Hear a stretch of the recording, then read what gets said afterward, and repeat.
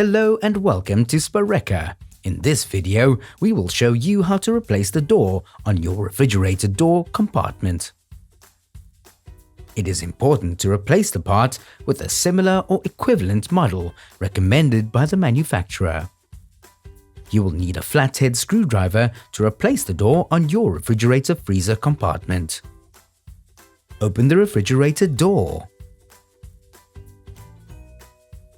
The freezer compartment is located in the top part of the refrigerator. Locate the freezer compartment door lower stop pin. Using a screwdriver, slightly push it out. Remove the retaining part and the freezer compartment door. Replace the freezer compartment door.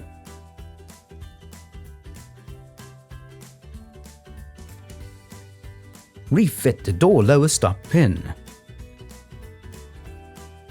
at the same time as the upper stop pin.